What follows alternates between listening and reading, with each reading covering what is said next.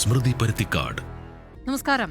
മാസപ്പടി കേസിൽ മുഖ്യമന്ത്രിക്കും മകൾക്കുമെതിരെ മാത്യു കോഴൽനാടൻ നൽകിയ ഹർജി തിരുവനന്തപുരം വിജിലൻസ് കോടതി തള്ളിയിരിക്കുകയാണ്. കോഴൽനാടൻ ഹാജരാക്കിയ രേഖകളിലൊന്നും മുഖ്യമന്ത്രിയുടെ പങ്ക് വ്യക്തമാക്കുന്ന ഒരു തെളിവും ഇല്ല എന്നാണ് കോടതി കണ്ടെത്തൽ. CMRL കോഴയിൽ മാത്യു കോഴൽനാടന്റെ ഹർജി രാഷ്ട്രീയ പ്രേരിതമാണോ? കോഴൽനാടന് തിരിച്ചടിയോ എന്നതാണ് ചോദ്യം.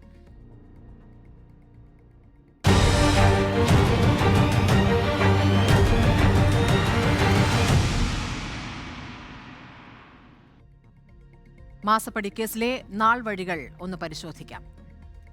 2023 ഓഗസ്റ്റിലാണ് CMRL ചെലവ് പെരുപ്പിച്ചു കാട്ടിയെന്ന് കാണിച്ചുകൊണ്ട് ആദായ നികുതി വകുപ്പ് കണ്ടെത്തൽ നടത്തുന്നത്. കണക്കിൽ 135 കോടി രൂപയുടെ വൈരുദ്ധ്യമുണ്ട് എന്നും വീണ വിജയന് കമ്പനിയിൽ നിന്ന് മാസപ്പടിയായി 3 വർഷത്തിനിടെ 1.72 കോടി രൂപ ലഭിച്ചെന്നും ആദായ നികുതി വകുപ്പ് കണ്ടെത്തുകയാണ്.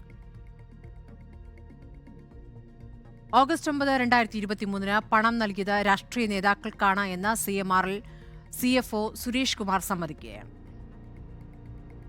2023 സെപ്റ്റംബർ 4 വിജിലൻസ് അന്വേഷണം ആവശ്യപ്പെട്ട് ഹൈക്കോടതിയിൽ കളമശ്ശേരി സ്വദേശി ഗിരീഷ് ബാബു റിവിഷൻ ഹർജി നൽകുന്നു. സെപ്റ്റംബർ 11, 2023 വിവാദത്തിൽ മകളെ ന്യായീകരിച്ച മുഖ്യമന്ത്രി സഭയിൽ പ്രതികരിക്കുന്നു. ഒരു സംരംഭക നടത്തുന്ന കമ്പനി മറ്റൊരു കമ്പനിയുമായി കരാറിൽ ഏർപ്പെട്ട് ആദായ നികുതി അടച്ച് നികുതി റിട്ടേണിൽ വെളിപ്പെടുത്തി പ്രതിഫലം കൈപ്പറ്റുന്നത് മാസപ്പടിയാണെന്ന് പറയുന്നത് പ്രത്യേക മനോനിലയാണെന്ന് മുഖ്യമന്ത്രി പറയും.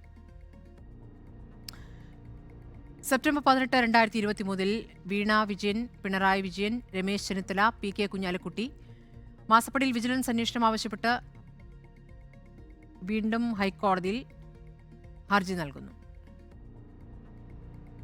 നവംബർ 1, 2023 കേസിൽ അമിക്കസ് ക്യൂറിയെ നിയമിച്ച് കോടതി രംഗത്തെത്തുന്നു. 2023 ഡിസംബർ 8 പിണറായി വിജയനെ സ്വമേധയാ കക്ഷി ചേർക്കുകയാണ് ഹൈക്കോടതി. 2024 ജനുവരി 13 വീണ വിജയന്റെ കമ്പനിക്കെതിരെ കേന്ദ്ര അന്വേഷണം പ്രഖ്യാപിക്കുന്നു. ജനുവരി 17 CMRL ഇടപാട് അടിമുടി ദുരൂഹമാണെന്ന് രജിസ്ട്രാർ ഓഫ് കമ്പനീസിന്റെ റിപ്പോർട്ട് വരുന്നു. ഫെബ്രുവരി 5 CMRLന്റെ ആലുവയിലെ കോർപ്പറേറ്റ് ഓഫീസിൽ പരിശോധന നടക്കുന്നു. ഫെബ്രുവരി 26 SFIO അന്വേഷണം ചോദ്യം ചെയ്ത് KSIDC ഹൈക്കോടതിയിൽ ഹർജി നൽകുന്നു. ഫെബ്രുവരി 29 മുഖ്യമന്ത്രിക്കും വീണ വിജയനുമെതിരെ അന്വേഷണം ആവശ്യപ്പെട്ട് മാത്യു കോഴൽനാടന്റെ ഹർജി വരുന്നു. മാർച്ച് 12 SFIO അന്വേഷണം തുടരാം, ഒന്നും ഒളിച്ചു വെക്കരുത് എന്ന് KSIDCയോട് ഹൈക്കോടതി ആവശ്യപ്പെടുന്നു.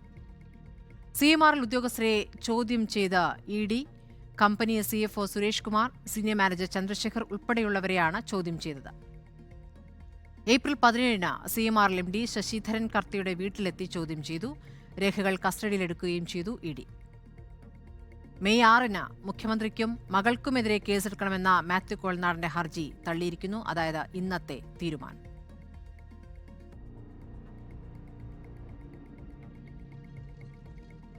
ഇനി നമ്മൾ ചർച്ചയിലേക്ക് കടക്കുകയാണ്. ചർച്ചയിൽ CPM പ്രതിനിധി അഡ്വക്കേറ്റ് K അനിൽകുമാറാണ്. കോൺഗ്രസിൽ നിന്ന് M ലിജു, BJPയിൽ നിന്ന് പ്രിൻറ്റു മഹാദേവ് എന്നിവരാണ്. ആദ്യം ലിജുവിലേക്കാണ്. ലിജു ആദ്യഘട്ടത്തിൽ ടെലിഫോൺ ലൈനിലാണെന്നാണ് കരുതുന്നത്. ലിജു, കേൾക്കാമല്ലോ? വിജിലൻസ് കോടതി ഉത്തരവിനോട് കോൺഗ്രസിന്റെ പ്രതികരണം എന്താണ്? മാത്യു കോഴൽനാടന്റെ പ്രതികരണം മാത്രമേ ഇതുവരെ കണ്ടുള്ളൂ. വിജിലൻസ് കോടതി ഉത്തരവ് ഞാനിപ്പോ ആദ്യഘട്ടത്തിൽ ജഡ്ജ്മെന്റിലൂടെ കടന്നുപോയപ്പോൾ അത് സാങ്കേതികമായ ഒരു ഉത്തരവാണെന്നാണ് എനിക്ക് മനസ്സിലാക്കാൻ സാധിക്കുന്നത്. ഒന്നാമത്തെ കാര്യം, മാത്യു കോഴൽനാടൻ ഈ ഒരു കേസിനെ സമീപിച്ചത് അന്വേഷണം നടത്തണമെന്നാവശ്യപ്പെട്ടുകൊണ്ടാണ്. അപ്പൊ അന്വേഷണം നടത്തുന്നതിന്റെ ആദ്യത്തെ ഒരു സാങ്കേതിക പ്രശ്നം, എപ്പോഴും സർക്കാർ തന്നെ അനുമതി നൽകിയെങ്കിൽ മാത്രമേ ഇത്തരം പൊതുപ്രവർത്തകർക്കെതിരെ അന്വേഷണം നടക്കുകയുള്ളൂ. അപ്പൊ മുഖ്യമന്ത്രി തന്നെ പ്രതിസ്ഥാനത്ത് നിൽക്കുന്ന ഒരു കേസിൽ സ്വാഭാവികമായും ഇത്തരത്തിൽ ഈ അനുമതി നിഷേധിക്കുന്നതുകൊണ്ട് വർഷങ്ങളോളം കേസുകൾ പെൻഡിങ് ആവുന്ന ഒരു സാഹചര്യം കൂടിയുണ്ട്. അതുകൊണ്ടാണ് മാത്യു ഈ വിഷയത്തിൽ കോടതി തന്നെ CRPC 200 പ്രകാരമുള്ള അന്വേഷണം നടത്തണമെന്ന് ആവശ്യപ്പെട്ടതിന്റെ കാരണം അതാണ്. അപ്പോ ഇതിൽ ഈ കോടതി വിധി പറഞ്ഞിരിക്കുന്നത് വിവിധ ഘട്ടങ്ങൾ കണ്ടിട്ടില്ല. ഒന്നാമത്തെ കാര്യം, ഇപ്പോ 2019 തന്നെ ലീസുകൾ റദ്ദാക്കണം എന്ന നിർദ്ദേശം കേന്ദ്ര സർക്കാരിന്റെ ഭാഗത്തുണ്ടായി. നിരവധി ഹെക്ടറോളം സ്ഥലം. പക്ഷേ കോടതി ഒരു കാര്യം ശ്രദ്ധിച്ചില്ല. മാത്യു കേസ് ഫയൽ ചെയ്തതിനു ശേഷം മാത്രമാണ് 2019 തന്നെ റദ്ദാക്കേണ്ട ലീസുകൾ 2023 കേസ് ഫയൽ ചെയ്ത ശേഷമാണ് ഇവിടെ റദ്ദാക്കപ്പെടുന്നത്. ഒന്നാമത്തെ കാര്യം. രണ്ടാമത്തെ കാര്യം, ഇവിടെ CMRL-ന് ഈ തോട്ടപ്പള്ളി ഖനനം മൂലം ഇൽമനേറ്റ് ലഭിക്കുന്നുണ്ട് എന്നുള്ള കാര്യം എസ്റ്റാബ്ലിഷ് ചെയ്യപ്പെട്ടിട്ടുണ്ട്. വേഗ് ഉൾപ്പെടെയുള്ള കാര്യങ്ങൾ എസ്റ്റാബ്ലിഷ് ചെയ്യപ്പെട്ടിട്ടുണ്ട്. കോടതി അതിനെ തികച്ചും സാങ്കേതികമായിട്ടാണ് കണ്ടത്. അത് കൂടുതൽ കാര്യങ്ങൾ, അത് വില കുറച്ചാണോ ലഭിക്കുന്നത് എന്നുള്ള കാര്യങ്ങൾ കോടതി ഉന്നയിക്കുന്നുണ്ട്. അപ്പൊ അത് നടക്കണമെന്നുണ്ടെങ്കിൽ അന്വേഷണം നടക്കണ്ടേ? ഒരു ലേമാൻ എങ്ങനെയാണ് ഇതിന്റെ കൂടുതലേക്ക് കാര്യങ്ങൾ ചെയ്യാൻ സാധിക്കുന്നത്? അപ്പൊ മാത്യു അതിൽ തന്നെ പരമാവധി രേഖകൾ. അപ്പൊ സ്വാഭാവികമായിട്ടും പ്രഥമ ദൃഷ്ടിയ അവിടെ ഒരു വിഷയം കാണുന്നുണ്ട്. വലിയ തോതിൽ ഇൽമനേറ്റ് ഇറക്കുമതി ചെയ്തുകൊണ്ടിരുന്ന ഒരു കമ്പനി തോട്ടപ്പള്ളിയിൽ നടത്തിയ അനധികൃത ഖനനത്തിലൂടെ അവർക്ക് ഇൽമനേറ്റ് ലഭ്യമാകുന്ന സാഹചര്യം കോടതി കണ്ടില്ല. കോടതി അതിന്റെ മെറിറ്റിൽ തന്നെ, തുടക്കത്തിൽ തന്നെ അത്രയും ഡീപ്പായി എല്ലാം പ്രൂവ് ചെയ്യപ്പെടുന്നുണ്ടോ എന്ന് നോക്കി ആ കേസ് തള്ളുകയാണ് ചെയ്തത്. അപ്പൊ പക്ഷേ അങ്ങനെയാണോ? സമയം എടുത്തുകൊണ്ടാണല്ലോ ആദ്യം കോടതി പറയുന്നു രേഖകൾ ഹാജരാക്കൂ. കോടതി എത്ര സമയം എടുത്തു എന്നുള്ളതല്ല പ്രശ്നം, കോടതിയിൽ എത്രമാത്രം ഡീപ്പായി കാര്യങ്ങളെ കാണുന്നുണ്ടെന്നുള്ളതാണ്. ശരി ലിജു, ഒരു മിനിറ്റ് ഇതിനോട് പറഞ്ഞിട്ട് ഒരു കാര്യം കൂടെ പറഞ്ഞിട്ട്, പ്രഥമ ദൃഷ്ടിയാ തന്നെ 100 കോടിയോളം രൂപ മുഖ്യമന്ത്രി കൈപ്പറ്റിയെന്ന ആരോപണമുള്ള മുഖ്യമന്ത്രിയുടെ മകൾ ഡയറക്റ്റ് ആയി തന്നെ ബാങ്ക് അക്കൗണ്ടിലൂടെ പണം കൈപ്പറ്റിയ ഒരു കേസിൽ എല്ലാ തെളിവുകളും തുടക്കത്തിലേ ഇല്ല എന്ന് പറഞ്ഞൊരു കോടതി തള്ളിക്കളഞ്ഞാൽ പിന്നെ അന്വേഷണത്തിന് എന്താ പ്രസക്തി? മാത്യു ഉന്നയിക്കുന്ന ചോദ്യം. അതുകൊണ്ട് തന്നെ ഈ ഒരു ലോവർ കോർട്ടിന്റെ വിധിയെ ഞങ്ങൾ അതിനെ ആ ഒരു തലത്തിൽ മാത്രമേ കാണുന്നുള്ളൂ. നിയമ പോരാട്ടം മുകൾ തട്ടിലേക്ക് പോകും. ഒരു സംശയവും വേണ്ട, ഈ കോടതി വിധി നിലനിൽക്കുന്നതല്ല. കോടതി ഒരു ശരിയായ ജഡ്ജ്മെന്റ് ആണ് ഈ വിഷയത്തിൽ പുറപ്പെടുവിച്ചെന്നുള്ള അഭിപ്രായം ഞങ്ങൾക്കില്ല. ലിജു, ഇപ്പോൾ പല തവണയായി കോടതി രേഖകൾ ഹാജരാക്കണമെന്ന് പറഞ്ഞു. രേഖകൾ ഹാജരാക്കുമെന്ന് കോടതി പറയുമ്പോൾ പല തവണയായിട്ടാണ് മാത്യു ഹാജരാക്കുന്നത്. അങ്ങനെ 5 രേഖകളെങ്കിലും ഹാജരാക്കിയെന്നാണ് പറയുന്നത്. ഈ രേഖകളിലൊന്നും തന്നെ മുഖ്യമന്ത്രി ആ തരത്തിൽ കോഴ കൈപ്പറ്റി എന്ന് തെളിയിക്കുന്ന വിവരങ്ങളില്ല എന്നാണ് കോടതി പറഞ്ഞിരിക്കുന്നത്. കോടതിയുടെ പരാമർശം, ഒരു മിനിറ്റ്, കോടതിയുടെ പരാമർശം എന്തുകൊണ്ട് മുഖ്യമന്ത്രിക്കെതിരെ മാത്രം ഹർജി എന്നുള്ളതാണ്. അവിടെയാണ് ഇത് രാഷ്ട്രീയ പ്രേരിതമാണോ എന്ന് കോടതി ചോദിക്കുന്നത്. അതിനെ എങ്ങനെയാണ് കോൺഗ്രസ് കാണുന്നത്? കാരണം CMRL കോഴ നൽകിയിരിക്കുന്നത് ഒരാൾക്കല്ല എന്നുള്ള കാര്യവും ഇതിനകം പുറത്തു വന്നതാണല്ലോ. അപ്പോൾ മുഖ്യമന്ത്രിയും മകളും മാത്രം ഈ കാര്യത്തിൽ പ്രതി എന്ന നിലയ്ക്ക് എതിർ രാഷ്ട്രീയ പാർട്ടിയിലെ ഒരു കക്ഷി കോടതിയിലേക്ക് വരുമ്പോൾ അത് രാഷ്ട്രീയ പ്രേരിതമാണോ എന്ന് കോടതി സംശയിക്കുന്നു. അതിനെ എങ്ങനെയാണ് കോൺഗ്രസ് കാണുന്നത്? എനിക്ക് പൂർണ്ണമായി സംസാരിക്കാൻ സമയം തരുമല്ലോ, ഞാൻ പറയാം. ഒന്ന്, മാത്യു കുഴൽനാടൻ ഈ ഫ്രെയിം ചെയ്തിരിക്കുന്ന കേസിലെ പ്രധാനപ്പെട്ട 2 വിഷയങ്ങൾ. ഒന്ന്, ഈ വസ്തുവിന്റെ ലീസാണ്. വൻതോതിൽ ഖനനത്തിനും ഖനന ഫാക്ടറി സ്ഥാപിക്കാനുമായി CMRL കമ്പനി കൈവശപ്പെടുത്തിയിരിക്കുന്ന ലീസ്. 2, തോട്ടപ്പള്ളിയിൽ നിന്നും അനധികൃതമായി നടത്തിയ ഖനനത്തിലൂടെ ലഭിക്കുന്ന ഇൽമനേറ്റ് CMRL കമ്പനിക്ക് KMML-ഉം IRE നൽകുന്നു എന്നുള്ളതാണ് ഈ കേസിന്റെ 2 പ്രധാനപ്പെട്ട ആസ്പെക്റ്റുകൾ. അതിന്റെ ബെനിഫിറ്റ് ആയിട്ടാണ് മുഖ്യമന്ത്രിയുടെ മകൾക്കും മുഖ്യമന്ത്രിക്കും പണം കിട്ടിയെന്നാണ് മാത്യു മുന്നിട്ട് വെക്കുന്ന ആരോപണം. ഇതിൽ ഒന്നാമത്തെ കാര്യം, ഈ വസ്തു റദ്ദ് ചെയ്യുന്നതുമായി ബന്ധപ്പെട്ട പ്രശ്നങ്ങൾ ഉയർന്നു വരുന്നത് തന്നെ 2019-ലാണ് ഈ ലീസ് റദ്ദ് ചെയ്യാനുള്ള അന്തിമ തീരുമാനം വരുന്നത്. അപ്പോൾ മുഖ്യമന്ത്രി ആയിരിക്കുന്ന ആരാണ്? പിണറായി വിജയനാണ്. ഇപ്പൊ മറ്റേതെങ്കിലും നേതാക്കന്മാർക്കെതിരെ ആരോപണം ഉണ്ട് എന്നുണ്ടെങ്കിൽ അവർക്ക് ആനുകൂല്യങ്ങൾ ചെയ്തു കൊടുക്കാനുള്ള ഒരു തരത്തിലുള്ള അധികാര സ്ഥാനങ്ങളിൽ ഇവരായിരിക്കുന്നില്ല. ഇവരാരോപിക്കപ്പെടുന്നത് പോലെ ഈ പറഞ്ഞ കോൺഗ്രസിന്റെ നേതാക്കന്മാരോ മറ്റു പാർട്ടിയുടെ നേതാക്കന്മാരോ ആയിരുന്ന അധികാരത്തിലിരിക്കുന്നില്ല. അധികാരത്തിൽ ഇരുന്നുകൊണ്ട് 2019 സാഹചര്യത്തെ അട്ടിമറിക്കാൻ സാധിക്കുന്ന ഒരേ ഒരാൾ പിണറായി വിജയനാണ്. അതുപോലെ ഈ അനധികൃതമായ ഖനനം തോട്ടപ്പള്ളിയിൽ തുടർന്നു കൊണ്ടുപോകുവാനും അധികാരമുള്ള ഒരേ ഒരാൾ എന്ന് പറയുന്ന മുഖ്യമന്ത്രിയാണ്.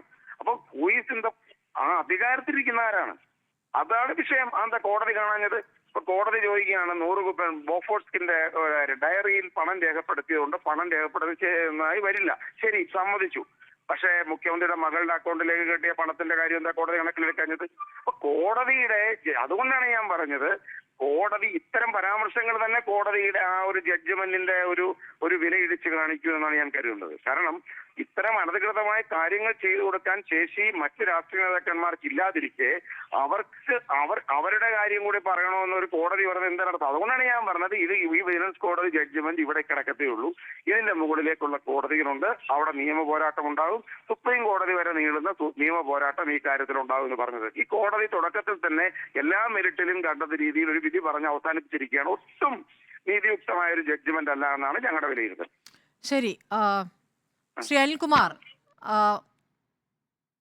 മാത്യു കൊൾനാടിനെ ശല്യക്കാരനായ വ്യവഹാരി എന്നാണ് CPM എന്ന് വിശേഷിപ്പിച്ചിരിക്കുന്നത്.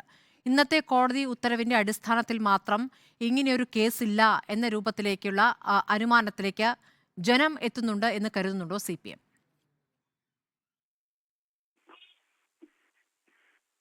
ഇന്ത്യ രാജ്യത്ത് കോടിക്കണക്കിന് രൂപ ഇലക്ട്രൽ ബോണ്ട് പദ്ധതിയിലൂടെ സ്വന്തമാക്കിയ പാർട്ടികളാണ് കോൺഗ്രസും BJPയും.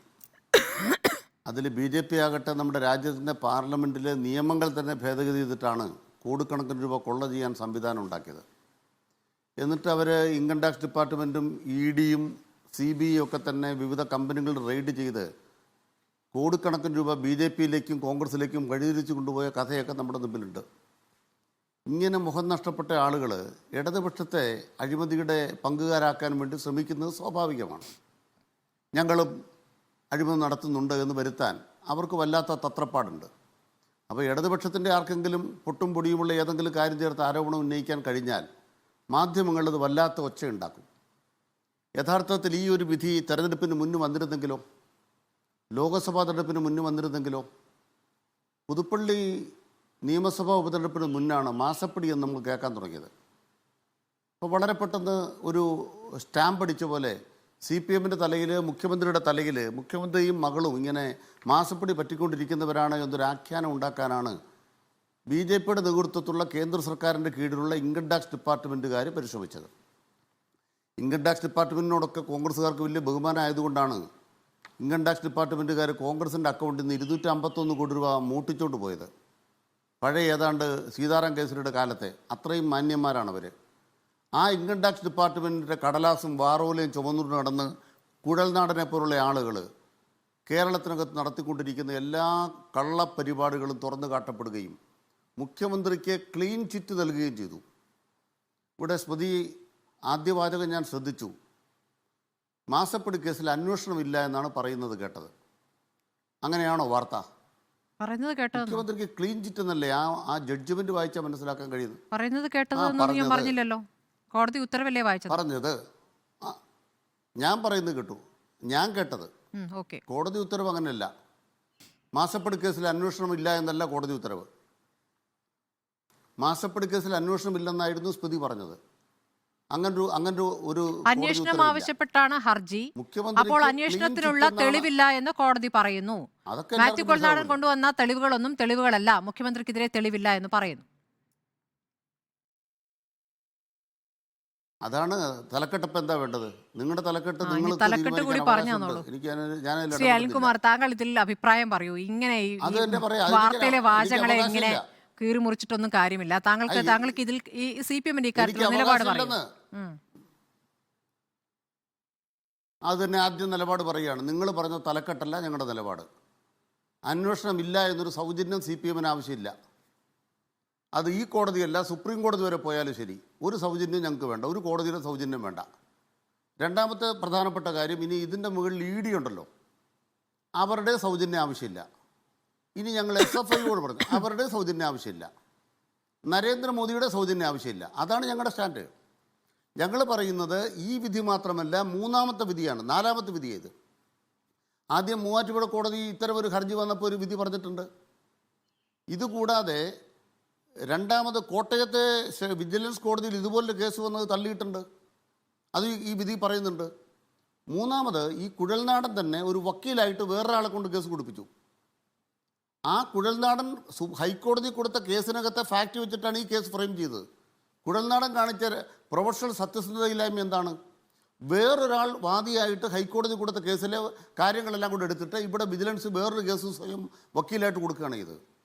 എന്നിട്ട് കുഴൽനാടൻ പറഞ്ഞു, ഞാൻ ഹൈക്കോടതിയിൽ അവിടെ കേസ് നടത്തിയപ്പോഴത്തേക്കും എല്ലാ ഫാക്റ്റും പറയാതെ ആ കോടതിക്കകത്ത് വസ്തുതകൾ മൂടിവെക്കപ്പെട്ടത് കൊണ്ടാണ് ഹൈക്കോടതി വിധി വന്നത് കേട്ടോ. അപ്പോൾ ഈ കോടതി വിധിയിലൊരു വാചകം പറയാം. അവിടുത്തെ പരാതിക്കാരൻ്റെ വക്കീലാണ് ഈ കുഴൽനാടൻ, ഇവിടുത്തെ പരാതിക്കാരൻ. അപ്പോൾ എന്താണ് അവിടെ ഹൈക്കോടതി ഇത് മൂടി വെച്ചു എന്ന് ഇവിടെ വന്ന് ആരോപിച്ച വല്ല വസ്തുതയുണ്ടോ? അപ്പോൾ ഒന്നാമതായി പറയാൻ ആഗ്രഹിക്കുന്നത്, ഇത് മുഖ്യമന്ത്രിക്കെതിരായി കെട്ടിപ്പൊക്കിയ വ്യാജങ്ങളുടെ ശവകടക്കായിരുന്നു എന്ന്. രണ്ട്, ഇക്കാര്യത്തിൽ കൃത്യതയോടെ പറയാൻ ആഗ്രഹിക്കുന്നത് ക്ലീൻ ചിറ്റാണ്. മൂന്നാമത്തെ കാര്യം എന്ന് പറയുന്നത്, പ്രധാനപ്പെട്ടൊരു ചോദ്യം ഇതിനകത്ത് ഉന്നയിക്കപ്പെട്ടിരിക്കുന്നു. അതായത് പ്രതിഫലം കൈപ്പറ്റി എന്തെങ്കിലും ആരെങ്കിലും ചെയ്തിട്ടുണ്ടോ? ഇതാണ് ചോദ്യം. പ്രതിഫലം കൈപ്പറ്റിയത് UDF-കാരാണെന്നാണ് ഇപ്പോൾ ഈ വസ്തുതകൾ പുറത്തു വരുമ്പോൾ കാണുന്നത്. ഞാൻ പറയാം മൂന്ന് ഉദാഹരണങ്ങൾ. CMRL കമ്പനിക്ക് ഏതെങ്കിലും കാര്യങ്ങൾ ചെയ്തു കൊടുത്ത ആരാണ് ചോദ്യം. ഒന്ന്, കരുണാകരൻ്റെ കാലത്താണ് CMRL കമ്പനിക്ക് KSIDC അവിടെ ഓഹരി എടുക്കുന്നതെന്നുള്ള ഒരു കാര്യം. ആ ഓഹരി തുക വർദ്ധിപ്പിച്ചു കൊടുത്തത് ഉമ്മൻചാണ്ടിയാണെന്ന് മറ്റൊരു കാര്യം. ഇവിടെ ബഹുമാനപ്പെട്ട M. ലിജു പറയുമ്പോൾ ഏതോ ഒരു ലീസിനെ കുറിച്ച് പറഞ്ഞു. ആ ലീസ് ആകാശത്തുനിന്ന് മഞ്ഞ വീണ പോലെ വന്നതല്ലെന്നേ. നിങ്ങളുടെ പരമോന്നത നേതാവ് AK ആന്റണി മുഖ്യമന്ത്രിയായിരുന്ന കാലത്ത് കരിമണൽ കമ്പനിയുടെ സ്വകാര്യ മേഖലയിൽ ഖനനം നടത്താൻ നിങ്ങൾ അനുവദിച്ചു കൊടുത്ത കടലാസിൻ്റെ പേരാണ് ലീസ്. ആ ലീസ് AK ആന്റണിയുടെ കാലത്ത് കൊടുത്ത കാര്യം ശരിവെച്ചുകൊണ്ട് 2016 സുപ്രീം കോടതിയുടെ അന്തിമ ഉത്തരവ് വന്നെന്നേ, ഏപ്രിൽ 8-ന്. അങ്ങനെ 2016 ഏപ്രിൽ 8 വന്ന മുതൽ അന്ന് മുതൽ അവർ ഈ ഖനനം നടത്തിയാൽ ഈ ഗവൺമെൻറ്റിന് തടയാനാകുമായിരുന്നില്ല. കാരണം സുപ്രീം കോടതി അനുവദിച്ച കാര്യമാണ്. പക്ഷെ സുപ്രീം കോടതി അനുവദിച്ചിട്ടും ഖനനം നടന്നില്ല കേരളത്തിൽ. അതിന് പിണറായി വിജയനെ അഭിനന്ദിക്കണം. AK ആന്റണി തീരുമാനിച്ചിട്ട് സുപ്രീം കോടതി പോയി നിയമയുദ്ധം നടത്തി കർത്താവ് ജയിച്ചു വന്നിട്ടും ഈ പിണറായി വിജയൻ കേരളത്തിൽ മുഖ്യമന്ത്രിയായിരുന്ന കേരളത്തിൽ ഖനനം കർത്താവിന് നടത്താനായില്ല, അവരുടെ സ്ഥലത്ത് നടത്താനായില്ല എന്നതിന് മുഖ്യമന്ത്രിയെ അഭിനന്ദിക്കേണ്ടതിന് പകരം വേട്ടയാടുകയാണ്. ആരാ വേട്ടയാടിയത്? അവിടുന്ന് കള്ളപ്പണം ചുമന്നുകൊണ്ടുപോയ ഉമ്മൻചാണ്ടിയുടെ പാർട്ടി, കള്ളപ്പണം ചുമന്നുകൊണ്ടുപോയ ചെന്നിത്തലയുടെ പാർട്ടി, കള്ളപ്പണം ചുമന്നുകൊണ്ടുപോയ കുഞ്ഞാലിക്കുട്ടിയുടെയും ഇബ്രാഹിം കുഞ്ഞിൻ്റെയും UDF, ആ കൂടെ നിൽക്കുന്ന കുഴൽനാടൻ MLA, അവരെല്ലാം കോടിക്കണക്കിന് രൂപ അവിടെ നിന്ന് ചുമന്നുകൊണ്ട് പോയിട്ട് ഒരു ചെറിയ സഹായം പോലും ഈ ഗവൺമെൻറ് ചെയ്തു കൊടുത്തില്ല എന്നാണ് വിധിയിൽ പറയുന്നത്. ബഹുമാനപ്പെട്ട ലിജു പറയുന്ന പച്ചക്കള്ളം എന്താണ്? ഇനി സർക്കാരിന് അനുമതി ഇല്ലാത്ത കൊണ്ടാണ് കേസുകൾ ഇത്? അല്ല. ഈ കോടതി വിധിയുടെ ഒരു പ്രധാനപ്പെട്ട ഭാഗം എന്താണ്? അങ്ങനെ സർക്കാരിൻ്റെ അനുവാദം ഇല്ലാതെ തന്നെ കോടതിക്ക് നേരിട്ട് കേസെടുക്കാം. അതുകൊണ്ട് ബഹുമാനപ്പെട്ട മാത്യു കുഴൽനാടൻ MLA തെളിവ് കൊടുത്തിരുന്നെങ്കിൽ ഒരു തർക്കവും ഇല്ല, കേസെടുത്തേനെ. കോടതി തന്നെ നേരിട്ട് അന്വേഷിച്ചേനെ, കുഴൽനാടൻ്റെ ആവശ്യം അംഗീകരിച്ചേനെ. പ്രധാനപ്പെട്ട ചോദ്യം എന്താണ്? എന്തു സഹായം ചെയ്തു? ഇതാണ് പിണറായി വിജയനോട് ഞങ്ങൾ ആദ്യം തൊട്ടേ ചോദിക്കുന്ന ചോദ്യം ഇതാണ്. ഇവിടെ എത്രയോ കമ്പനികളുണ്ട്, എത്രയോ രാഷ്ട്രീയ നേതാക്കന്മാരുടെ മക്കൾ കമ്പനികളിൽ പ്രവർത്തിക്കുന്നു, കമ്പനികൾ നടത്തുന്നു, എത്രയോ പേർ കരാറുകൾ ഉണ്ടാക്കുന്നു, അവരുടെ ട്രാൻസാക്ഷൻസ് നടത്തുന്നു. ഓരോ ട്രാൻസാക്ഷനും ഏതെങ്കിലും രാഷ്ട്രീയ പാർട്ടിക്ക് പരിശോധിക്കാൻ പറ്റുമോ? അപ്പോൾ ചോദ്യം എന്താണ്? നിങ്ങളൊരു ഗവൺമെൻറ്റിനെ നയിക്കുന്നുണ്ടെങ്കിൽ ആ ഗവൺമെൻറ് നിയമവിരുദ്ധമായി എന്തെങ്കിലും ആ കമ്പനിക്ക് സഹായം ചെയ്തോ? ഇവിടെ CMRL കമ്പനിക്ക് സഹായം ചെയ്തത് UDF ആണെന്നുള്ളത് ഈ കരാറോട് ഈ കോടതി വിധിയിലൂടെ തെളിഞ്ഞിട്ടുണ്ട്. ഇനി അടുത്ത പോയിന്റ്, കോടതി ചോദിച്ചിരിക്കുന്നത് CMRL നിരവധി പേർക്ക് സഹായം ചെയ്തതായി കാണുന്നു. നമ്മൾ ആ ചുരുക്കപ്പേരുകൾ കാണുന്നുണ്ടല്ലോ, അതിൽ പിണറായി വിജയന്റെ പേരും ചുരുക്കപ്പേരായി കാണുന്നുണ്ടല്ലോ. എന്തുകൊണ്ട് മുഖ്യമന്ത്രിക്കെതിരെ മാത്രം ഹർജി? ഇത് രാഷ്ട്രീയ പ്രേരിതമോ എന്നാണ് കോടതി ചോദിച്ചിരിക്കുന്നത്. അപ്പോൾ CPM കാണുന്നത് എല്ലാവരും വാങ്ങിയതിൽ എല്ലാവരുടെയും പേരുണ്ട്, സീമിന് എതിരെ മാത്രം നീങ്ങുന്നു എന്ന നിലയ്ക്കാണോ കാണുന്നത്? അതോ ബാക്കിയുള്ളവരാണ് വാങ്ങിയത്, ഞങ്ങൾ വാങ്ങിയിട്ടില്ല എന്ന വാദമാണോ മുന്നോട്ട് വയ്ക്കുന്നത്? അത് നേരത്തെ തന്നെ ഞങ്ങൾ വ്യക്തമാക്കിയതല്ലേ. PV എന്ന ആരെങ്കിലും നിർമ്മല സീതാരാമൻ്റെ ബാല്യക്കാർ എഴുതി വെച്ചാൽ ഞങ്ങളെ ബാധിക്കുന്നതല്ല. ഞങ്ങളത് വ്യക്തമാക്കി എഴുതുന്ന കാര്യമാണ്. ഞങ്ങളുടെ ഉത്തരവാദിത്തമില്ല. പിന്നെ അത് വാങ്ങിച്ചുകൊണ്ട് പോയവരും അത് കിട്ടിയെന്ന് പറഞ്ഞവരൊക്കെ അവരുത്തരം പറഞ്ഞോട്ടെ. ഞാൻ ചോദിക്കുന്ന ചോദ്യം ഇതാണ്, യഥാർത്ഥ ചോദ്യം എന്താണ്? അവിടെ തോട്ടപ്പള്ളിയിൽ നിന്ന് മണൽ അവിടുത്തെ മണൽ ശേഖരിക്കുന്നത്, തോട്ടപ്പള്ളിയിൽ നിന്ന് മണൽ ശേഖരിക്കുന്ന ആരാ? ബഹുമാനപ്പെട്ട സ്മൃതി ഒന്ന് കേട്ടെ. ആ കോടതിയിൽ വിധിയിലൊരു വാചകമുണ്ടല്ലോ, 2018 പ്രളയം മനുഷ്യനിർമ്മിതമായ പ്രളയമാണ്, അത് ഈ കരിമണൽ കമ്പനിക്ക് വേണ്ടി കേരള സർക്കാർ സൃഷ്ടിച്ചതാണെന്ന് കുഴൽനാടൻ്റെ ഹർജിയിലൊരു വാചകം കോടതി എടുത്തു പറയുന്നുണ്ട്. നമ്മൾ ഈ ലോകത്താണോ ജീവിക്കുന്നത്? പൊട്ടിച്ചിരിക്കണോ? കുഴൽനാടൻ പറയുകയാണ് 2018 പ്രളയം എന്ന് പറയുന്നത് ഈ കേരളത്തിൽ ഈ കമ്പനിയെ സഹായിക്കാൻ വേണ്ടി ഇടതുപക്ഷം ഉണ്ടാക്കിയ പ്രളയമാണ്. ശബരിമല മഴ പെയ്യിച്ചത് ഇടതുപക്ഷ, പമ്പയാറ്റി വെള്ളം കൂടിയത് ഇടതുപക്ഷക്കാരനാ, തോട്ടപ്പള്ളിയിൽ കുട്ടനാട്ടി വെള്ളപ്പൊക്കം ഉണ്ടായത് ഇടതുപക്ഷക്കാരനാണോ? ഈ കോടതിയുടെ വിധിയിലെ ഇന്നത്തെ വിധിയിലൊരു വാചകമാണ് മനുഷ്യനിർമ്മിത പ്രളയം. രണ്ടാമത്തെ പോയിന്റ് എന്താണ്? KMML എന്ന് പറയുന്ന കേരളത്തിൻ്റെ പൊതുമേഖലാ സ്ഥാപനം കരിമണൽ വാരി ആ തോട്ടപ്പള്ളി സ്പിൽവേ വികസിപ്പിച്ചപ്പോൾ ചോദ്യം. പക്ഷേ പ്രധാനപ്പെട്ട ചോദ്യം, KMML-ഉം ഈ കർത്താവിൻ്റെ CMRL-ഉമായി നേരിട്ട് എന്തെങ്കിലും ബന്ധമുണ്ടോ? ചോദ്യം. കുഴൽനാടൻ ഉത്തരമുണ്ടോ? ഇതിന് നടുക്കൊരു മധ്യസ്ഥനുണ്ടെന്ന്. ആ മധ്യസ്ഥൻ ആരാണ്? IRE. IRE എന്ന് പറഞ്ഞാൽ ആരുടെയാ? കേന്ദ്രത്തിൻ്റെ. BJP-കാർക്ക് ഉത്തരവില്ലേ? IRE എന്ന് മാത്രമാണ് സിന്തറ്റിക് റൂട്ടയിൽ ഈ കമ്പനിക്ക് കിട്ടിയിട്ടുള്ളത്. IRE എന്ന് പറയുന്നവർ സിന്തറ്റിക് റൂട്ടയിൽ KML-ന് കൊടുത്താൽ മോദിക്ക് ഉത്തരവാദിത്തമില്ലേ? BJP-ക്കാർക്ക് ഉത്തരവാദിത്തമില്ലേ? എന്താ കുഴൽനാടൻ മോദിക്കെതിരായിട്ട് കേസ് കൊടുക്കാത്തത്? പിണറായിക്കെതിരെ മാത്രം കേസ് കൊടുക്കുന്നത്? ശരി, ഞങ്ങളുടെ പ്രധാനപ്പെട്ട ഇന്നത്തെ ചോദ്യത്തിന് ഉത്തരം പറയണം BJP. ശരി. അനിൽകുമാർ പറഞ്ഞത് കേട്ടല്ലോ.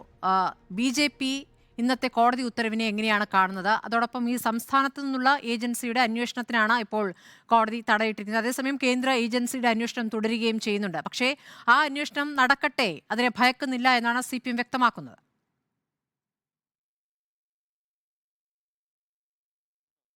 മാത്യു കുഴൽനാടൻ്റെ കോടതിയിൽ നടന്നിട്ടുള്ള നാടകാന്ത്യത്തോടു കൂടി നമുക്ക് മനസ്സിലാക്കാൻ സാധിക്കുന്നത് CPM-ന്റെ നേരത്തെ സ്മൃതി പറഞ്ഞതുപോലെ അവരുടെ ശല്യക്കാരനായ വ്യവഹാരി അവരുടെ ഇഷ്ടക്കാരനായി മാറുന്ന കാര്യമാണ്, ഇഷ്ടക്കാരനായ വ്യവഹാരിയായി മാറുന്ന കാര്യമാണ് നമുക്ക് കാണാൻ സാധിക്കുന്നത്. കേരളത്തിൽ സത്യത്തിൽ ഈ വീരപ്പൻ, കാട്ടുകള്ളൻ വീരപ്പൻ ഫൂലൻ ദേവിയെ ഉപദേശിക്കാൻ പോകുന്നത് പോലെയാണ് സത്യത്തിൽ ഈ മാത്യു കുഴൽനാടൻ വീണാ വിജയൻ്റെ പിറകിൽ പോയത്. ഈ മാത്യു കുഴൽനാടൻ അപ്രതീക്ഷിതമായിട്ട് ഈ കേസിൽ നിന്ന് പിന്മാറിയ സാഹചര്യമൊക്കെ നമുക്കറിയാം. സത്യത്തിൽ ബാലദശയിലായിരുന്ന കേരളത്തിലെ ഇന്ത്യ സഖ്യം സത്യത്തിൽ ഇന്നത്തോടു കൂടിയിട്ടാണ് പ്രാബല്യത്തിൽ വന്നിട്ടുള്ളത്. അഴിമതിക്കാരായിട്ടുള്ള രണ്ടു കൂട്ടർ തമ്മിൽ സന്ധി ചെയ്തുകൊണ്ട്, അത് കോടതിയിൽ പോലും സന്ധി ചെയ്തുകൊണ്ട് പിണറായി വിജയനെ രക്ഷിക്കാനുള്ള ശ്രമത്തിന്റെ ഭാഗമായിട്ട് മാത്യു കുഴൽനാടൻ നിന്നു എന്നുള്ളതാണ് പ്രധാനപ്പെട്ട ഒരു വസ്തുത. അദ്ദേഹം ഇന്ന് നടത്തിയ പത്രസമ്മേളനത്തിൽ അദ്ദേഹത്തിനോട് മാധ്യമപ്രവർത്തകർ ചോദിക്കുന്നുണ്ട്, നിങ്ങൾ പിണറായി വിജയനോട് മാപ്പ് പറയുമോ? അതിപ്പോൾ തീരുമാനിച്ചിട്ടില്ല. അദ്ദേഹം പറഞ്ഞ വാക്കാണ്, അതിപ്പോൾ തീരുമാനിച്ചിട്ടില്ല. അതായത് പിണറായി വിജയനോട് മാപ്പ് പറയാൻ പോലും തയ്യാറായി നിൽക്കുന്ന മാത്യു കുഴൽനാടനെയാണ് നമ്മൾ കേരളത്തിൽ കാണുന്നത്. എന്നിട്ടാണ് ലിജു പറയുന്നത് ഞങ്ങൾ മുഗൾ കോടതിയിൽ പോകും, സുപ്രീം കോടതിയിൽ പോകുമെന്നൊക്കെ. ഇത് സത്യത്തിൽ കേരളത്തിലെ ജനങ്ങളെ വിഡ്ഢികളാക്കുന്ന രാഷ്ട്രീയ നാടകമായിട്ടാണ് ഞങ്ങൾ ഇതിനെ കാണുന്നത്. കാരണം കേരളത്തിൽ സമഗ്രമായിട്ടുള്ള ഒരു അന്വേഷണം ED നടത്തുന്നുണ്ട്. അതോടൊപ്പം SFI പോലെയുള്ള ഏജൻസി, SFI അന്വേഷിക്കുന്ന ഇന്ത്യയിൽ തന്നെ 7ാമത്തെ കേസാണ് വീണാ വിജയനുമായി ബന്ധപ്പെട്ട കേസ്. സമഗ്രമായിട്ടുള്ള അന്വേഷണവുമായിട്ട് കേന്ദ്ര ഏജൻസികൾ പോകുന്ന സമയത്ത് ഈ കേസുമായി ബന്ധപ്പെട്ടിട്ട് പെട്ടെന്ന് കേരളത്തിൽ ഒരു വിജിലൻസ് അന്വേഷണം നടത്തണം, അല്ലെങ്കിൽ കോടതി തന്നെ നേരിട്ട് അന്വേഷണം നടത്തണം എന്നൊക്കെ പറഞ്ഞുകൊണ്ട് മാത്യു കുഴൽനാടൻ എന്തടിസ്ഥാനത്തിലാണ് കേരളത്തിലെ കോടതിയിൽ പോയത് എന്നുള്ളത് നമ്മൾ മനസ്സിലാക്കേണ്ട പ്രധാനപ്പെട്ട ഒരു വസ്തുതയാണ്.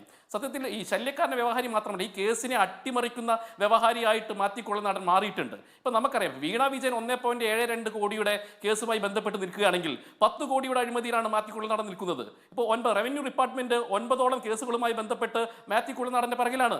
50 സെന്റ് ഭൂമി പുറമ്പോക്ക് കയ്യേറ്റം ഉണ്ടാകുന്നു, നമ്മളറിയാം ഭൂപതിക്കൽ നിയമത്തെ ലംഘിച്ചുകൊണ്ട് റിസോർട്ടുകൾ നിർമ്മിക്കുന്നു, ഇടുക്കിയിലും ചിന്നക്കനാലിലും അടക്കമുള്ള അദ്ദേഹം നടത്തിയിട്ടുള്ള ക്രമവിരുദ്ധമായിട്ടുള്ള നടപടികളുമായിട്ട് മാത്യു കുഴൽനാടൻ പോകുന്ന. സത്യത്തിൽ അദ്ദേഹം സെക്രട്ടേറിയറ്റ് ഒഴികെയുള്ള ബാക്കി എല്ലാ സ്ഥലങ്ങളും കയ്യേറാനുള്ള ശ്രമമാണ് മാത്യു കുഴൽനാടൻ നടക്കുന്നത്. അപ്പോൾ സ്വാഭാവികമായിട്ട് രണ്ട് അഴിമതിക്കാർ തമ്മിലുള്ള കോംപ്രമൈസ് ആയിട്ടാണ് ഈ കോടതിയിൽ കാണുന്നത്. അല്ലെങ്കിൽ ആധികാരികമായിട്ട് ഒരു രേഖയുമില്ലാതെ കോടതിയിൽ പോകുന്നു. 2 തവണയാണ് കോടതി രേഖ ചോദിക്കുന്നത്. 2 തവണയും രേഖകൾ കൃത്യമായിട്ട് കൈമാറാതെ എന്താണോ CPM ആഗ്രഹിക്കുന്നത്, പിണറായി വിജയൻ ആഗ്രഹിക്കുന്നത്, വീണാ വിജയൻ ആഗ്രഹിക്കുന്നത്, അതുപോലെയുള്ള ഒരു കോടതിയുടെ ഒരു ഒഫീഷ്യലായിട്ടുള്ള കോടതി നടപടികൾ, അങ്ങനെ മാത്രമേ അതിന് പറയാൻ സാധിക്കുള്ളൂ. ഇപ്പോൾ CPM-ന്റെ പ്രതിനിധിയുടെ വർത്തമാനം പറയുന്നത് കേട്ട് കഴിഞ്ഞാൽ അദ്ദേഹം തോന്നും വീണാ വിജയനെയും പിണറായി വിജയനും ഒക്കെ കോടതിയും മറ്റുമൊക്കെ കുറ്റവിമുക്തനാക്കി. അതല്ല നമ്മൾ മനസ്സിലാക്കേണ്ടത്.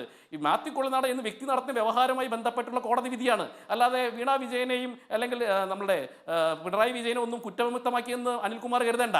ഇതുമായി ബന്ധപ്പെട്ട് സമഗ്രമായിട്ടുള്ള അന്വേഷണം ED നടത്തുന്നുണ്ട്, SFI നടത്തുന്നുണ്ട്. അത് അന്ത്യഘട്ടത്തിലാണ്.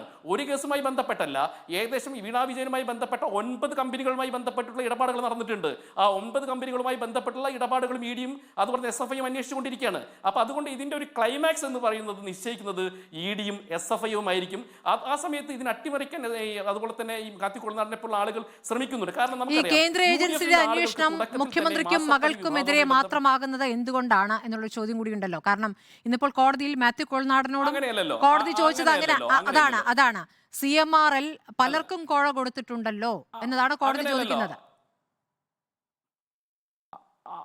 അങ്ങനെയല്ലല്ലോ. ഈ കേസുമായി ബന്ധപ്പെട്ട് ഇതിനകത്ത് വലിയൊരു പ്രശ്നം, മാത്യു കുഴൽനാടൻ കേസുമായി ബന്ധപ്പെട്ട് പോയത് വീണാ വിജയനും പിണറായി വിജയനെതിരെ മാത്രമാണ്. എങ്ങനെയാണ് ഈ കേസിനകത്ത് കേന്ദ്ര ഏജൻസികൾ ഇടപെട്ടത്? 135 കോടിയുടെ കോടതിയുമായി ബന്ധപ്പെട്ട് വിവിധ വ്യക്തികൾ പണം കൈപ്പറ്റിയിട്ടുണ്ട്. ആ വ്യക്തികൾ ഓരോന്ന് കൃത്യമായിട്ട് ഐഡന്റിഫൈ ചെയ്തപ്പോഴാണ് വീണാ വിജയൻ എത്തുന്നത്. നേരിട്ട് വീണാ വിജയൻ എത്തിയല്ല. അപ്പൊ 135 കോടി മേടിച്ചിട്ടുള്ള ഇവിടെ RC ഉണ്ട്, KK ഉണ്ട്, EK ഉണ്ട്, VD ഉണ്ട്, UDF-ന്റെ പ്രമുഖരായ നേതാക്കന്മാരുണ്ട്, അതുപോലെ മാധ്യമ പ്രവർത്തകരിൽപ്പെട്ട പ്രധാനപ്പെട്ട സ്ഥാപനങ്ങളുണ്ട്. ഇങ്ങനെയുള്ള മുഴുവൻ ആളുകളുമായി ബന്ധപ്പെട്ട കൃത്യമായിട്ടുള്ള തെളിവുകളും അതുമായി ബന്ധപ്പെട്ട കണക്കുകളും ED കൃത്യമായിട്ട് കേരളത്തിൽ പുറത്തേക്ക് കൊണ്ടുവരും. അത് കേരളത്തിലെ ജനത ആഗ്രഹിക്കുന്നതാണ്. ഇന്നും കേരളം കണ്ടു. ഈ ചുരുക്കപ്പേരുകളിലേക്ക് എന്താ സംശയം? അന്വേഷണം അവസാന ഘട്ടം. ഈ എല്ലാ ചുരുക്കപ്പേരുകളിലേക്കും പോകും. എല്ലാ ചുരുക്കപ്പേരുകളും വീണ വിജയൻ മാത്രം മതി നിൽക്കില്ല. വീണ വിജയൻ ഒരു ചെറിയ സ്രാവാണ്. അതിനപ്പുറത്തേക്ക് അപ്പൊ ചെറിയ സ്രാവിലേക്ക് ആദ്യം പോകുക അങ്ങനെയാണോ? നമുക്കറിയാം ഇത് കേട്ട ചെറിയ പേര് സ്രാവിലേക്ക് ആദ്യം എന്നാണോ രീതി? അങ്ങനെയല്ല അങ്ങനെയല്ല സ്മൃതി. ഇതുമായി ബന്ധപ്പെട്ട് പ്രധാനപ്പെട്ട ഒരു കാര്യം, വീണ വിജയൻ എന്ന് പറയുന്നത് കേവലം ഒരു വ്യക്തിയല്ല, മുഖ്യമന്ത്രിയുടെ മകളാണ്. മുഖ്യമന്ത്രിയുടെ മകളുമായി ബന്ധപ്പെട്ട് നിൽക്കുന്ന ഒരു കേസാണ്. അപ്പൊ കേരളത്തിന്റെ മുഖ്യമന്ത്രി നേരിട്ട് അദ്ദേഹത്തിന് ഇടപെടൽ ഇതിനകത്തുണ്ടോ എന്ന് സംശയത്തിന് അതീതമല്ലല്ലോ. അപ്പൊ സ്വാഭാവികമായിട്ട് മുഖ്യമന്ത്രിയും സംശയത്തിനിടയിലാണ്. അപ്പൊ സ്വാഭാവികമായിട്ട് വീണ വിജയൻ എന്ന് പറയുന്ന വ്യക്തി രമേശ് ചെന്നിത്തലയെ പോലെയുള്ള ഒരാളല്ലോ, സ്വാഭാവികമായ സംശയം സ്വർണ്ണക്കടത്തിലും കണ്ടതാണല്ലോ. എന്നിട്ട് എന്തായി? അല്ല സ്വർണ്ണക്കടത്ത് കേസിൽ എന്താ പ്രശ്നം? മുഖ്യമന്ത്രിയുടെ പ്രിൻസിപ്പൽ സെക്രട്ടറി പിന്നെ എന്തിനാണ് ജയിലിൽ കിടന്നത്? അല്ല കേരളത്തിലെ രാഷ്ട്രീയ സാഹചര്യം അല്ല അവിടെ എത്തി നിൽക്കുന്നില്ലല്ലോ. കേരളത്തിൽ സ്വർണ്ണക്കടത്തുമായി ബന്ധപ്പെട്ട് 50 കോടിയുടെ സ്വത്ത് ഇഡി കണ്ടുകെട്ടിയിട്ടുണ്ട്. 36ഓളം പ്രതികൾ ഇന്ന് ജയിലറയിലാണ്. അതിൽ മുഖ്യമന്ത്രിയുടെ പ്രിൻസിപ്പൽ സെക്രട്ടറി അടക്കമുണ്ട്. നമുക്കറിയാമല്ലോ. അതിനപ്പുറം എവിടേക്ക് പോയി? നിങ്ങൾ പറഞ്ഞുകൊണ്ടിരുന്ന അതല്ലല്ലോ, മുഖ്യമന്ത്രിക്കും പങ്ക് എന്നാണല്ലോ പറഞ്ഞിരുന്നത്.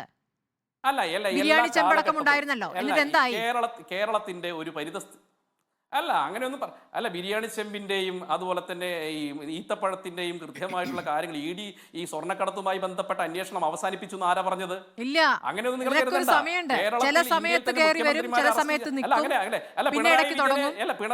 പിണറായി വിജയൻ അതിനകത്ത് പെട്ടിട്ടുണ്ടെങ്കിൽ അങ്ങനെയൊന്നും പറയരുത്. ഇപ്പൊ നിങ്ങൾക്ക് എല്ലാവർക്കും ഉണ്ടായിരുന്നല്ലോ ഈ മുഖ്യമന്ത്രിമാരെ ഒന്നും അറസ്റ്റ് ചെയ്യില്ല, പേടിപ്പിക്കണം. അങ്ങനെയാണെങ്കിൽ ഹേമന്ത് സോറനെയും അരവിന്ദ് കെജ്രിവാളിനെയും ഒക്കെ അറസ്റ്റ് ചെയ്തിട്ട് ജയിലിടേണ്ട സാഹചര്യം ഉണ്ടാവുമോ? പിണറായി വിജയനിലേക്ക് അവസാന കണ്ണിയായിട്ട് പിണറായി വിജയൻ ഇത് എത്തുകയാണെങ്കിൽ സ്വാഭാവികമായിട്ട് പിണറായി വിജയൻ ജയിലിനകത്തേക്ക് പോകേണ്ടി വരും. അതിന് ഞങ്ങൾക്കൊരു കോംപ്രമൈസും ഇല്ല. അതിനകത്ത് ഞങ്ങൾക്ക് യാതൊരു പ്രശ്നവുമില്ല. ഇതിനകത്ത് ആരൊക്കെയാണ്? അതുകൊണ്ടല്ലോ പ്രിൻസിപ്പൽ സെക്രട്ടറി എന്ന് പറയുന്നത് നമുക്കറിയാലോ. ഈ പിണറായി വിജയന്റെ സർക്കാരിന് പ്രധാനമായിട്ട് നിയന്ത്രിച്ച ശക്തിയായിരുന്നു ശിവശങ്കരൻ. ആ ശിവശങ്കർ ജയിലായല്ലോ. അല്ല, ശിവശങ്കരന്റെ കാര്യം ഇനി പറഞ്ഞിട്ട് കാര്യമില്ല. ശിവശങ്കരൻ മാത്രമേ ഉള്ളൂ നിലവിൽ. അതുകൊണ്ടാണ് വീണ്ടും ചോദിച്ചത്. ശ്രീ എം ലിജു, ഈ കേസ് നൽകുന്നതിൽ ഒരു അമിത ധൃതി വേഗം കാണിച്ചോ മാത്യു കുഴൽനാടൻ? ഈ തെളിവുകൾ ഹാജരാക്കാൻ പറയുമ്പോൾ 5 രേഖകളാണ് ഹാജരാക്കി. ഈ 5 രേഖകളിലും മുഖ്യമന്ത്രിക്ക് നേരിട്ട് പങ്കുള്ളതായി തെളിയിക്കുന്ന കാര്യങ്ങളില്ല. അപ്പോൾ ഇതിലൊരു തിടുക്കം കാട്ടിയത് കൊണ്ട് പറ്റിയ തിരിച്ചടിയാണോ കോടതിയിൽ നിന്ന്? ഇതിപ്പോൾ സാങ്കേതികമായി നിയമപരമായി തിരിച്ചടി എന്ന് മാധ്യമങ്ങൾക്ക് മുന്നിൽ പറയേണ്ടി വന്നിരിക്കുന്നു മാത്യു കുഴൽനാടന്. മാപ്പിന്റെ കാര്യം അത് ആലോചിക്കാം എന്ന രൂപത്തിലേക്ക് പറയേണ്ടി വരുന്നു. അപ്പോൾ സഭയ്ക്കകത്തും പുറത്തും നടത്തിയ പോരാട്ടം, ആ പോരാട്ടത്തിൽ മാത്യു കുഴൽനാടൻ പരാജയപ്പെട്ടു എന്നാണോ കരുതേണ്ടത്? നേരത്തെ തന്നെ ഞാൻ പറയും, ഇതൊരു ലോവർ കോർട്ടിലെ ഒരു വിധി മാത്രമാണ്. ഇത് രേഖകളിൽ കണക്ട് ചെയ്യുന്നില്ല എന്നുള്ളത് ഈ കോടതിയുടെ നിരീക്ഷണം മാത്രമല്ലേ. ഞാൻ നേരത്തെ പറഞ്ഞ കാര്യങ്ങൾ ഇപ്പോഴും പ്രസക്തമല്ലേ. 2019 തന്നെ ലീസ് റദ്ദ് ചെയ്യാൻ സാഹചര്യമുണ്ടായിട്ട് അത് ചെയ്യാതെ വിവിധ തരത്തിൽ മുഖ്യമന്ത്രിയെ സമീപിക്കുകയും മുഖ്യമന്ത്രി അത് പരിഗണിക്കുക, എന്നാൽ അന്തിമമായി തീരുമാനിക്കപ്പെട്ട ഇത് ലീസ് കൊടുക്കേണ്ട കാര്യമില്ല. അപ്പൊ സർക്കാരാണ് ആ കേസുകളിലൊക്കെ തന്നെ കോടതികളിൽ നിൽക്കുന്നത്, വാദിയായി നിൽക്കുന്നത്. അപ്പൊ വാദിയായി നിൽക്കുന്ന സർക്കാരിന് തന്നെ കോടതിയിൽ പരാജയപ്പെട്ട കക്ഷി ഈ പരാതിക്കാരന് പരാതി കൊടുക്കുന്ന ഒരു സാഹചര്യം ഉണ്ടാകുന്നു. എന്നിട്ട് ആ മുഖ്യമന്ത്രി ആ ലീസ് റദ്ദ് ചെയ്യുന്നത് മാത്യു കുഴൽനാടൻ ഈ കോടതിയിൽ കേസ് ഫയൽ ചെയ്തതിനു ശേഷമാണ്. 2, CMI തോട്ടപ്പള്ളി ഖനനവുമായി ലഭിക്കുന്ന ഇൽമനൈറ്റ് CMR കമ്പനിക്ക് ലഭിക്കുന്നു എന്ന സാഹചര്യം നിലവിലിരിക്കുന്നു. അതൊന്നും കോടതി കണക്കിലെടുക്കുന്നില്ല. അപ്പൊ അതുകൊണ്ട് കോടതിയെ സംബന്ധിച്ച് കോടതിയുടെ ഈ ജഡ്ജ്മെന്റ്, അതിനാണല്ലോ ഈ അപ്പീൽ കോടതികൾ ഉള്ളത്. വിജിലൻസ് കോടതി ഞങ്ങളെ സംബന്ധിച്ച് ഈ വിഷയത്തിൽ മുന്നോട്ട് പോകണമെങ്കിൽ ഈ വിജിലൻസ് കോടതിയെ സമീപിക്കണമായിരുന്നു. വിജിലൻസ് കോടതിയെ സമീപിക്കാതെ മുന്നോട്ട് പോകാൻ പറ്റുമോ ഒരു അഴിമതി കേസിൽ? അപ്പൊ അതിന്റെ ഫസ്റ്റ് സ്റ്റെപ്പല്ലേ ആയുള്ളൂ. ആ സ്റ്റെപ്പ് കോടതി തള്ളി, കുഴപ്പമില്ല. ഇതിന്റെ മുകളിൽ കോടതികളുണ്ട്.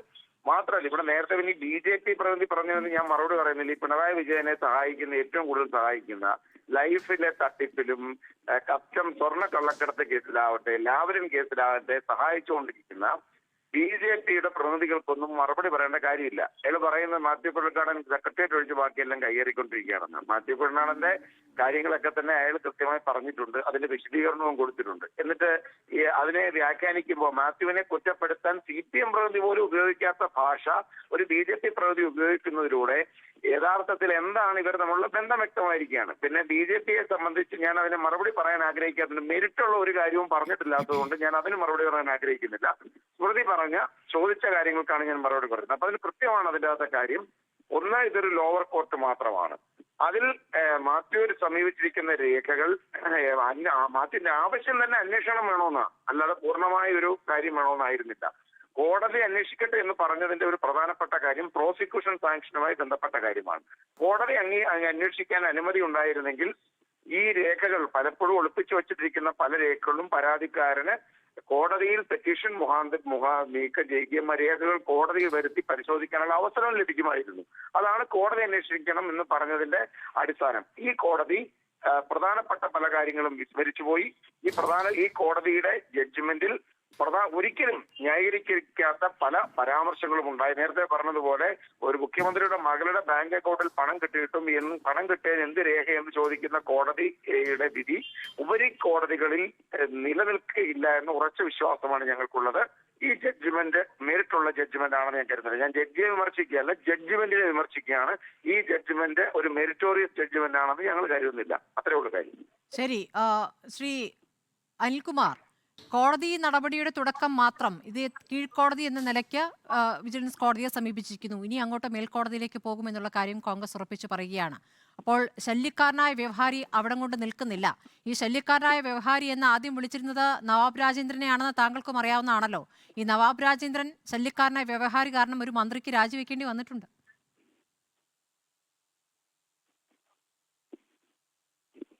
ആ നവാബ് രാജേന്ദ്രന് എന്തെല്ലാം അടിയന്തരാവസ്ഥക്കാലത്ത് കോൺഗ്രസ്സുകാർ ചെയ്തു എന്നുള്ളതും ചരിത്രമാണ്.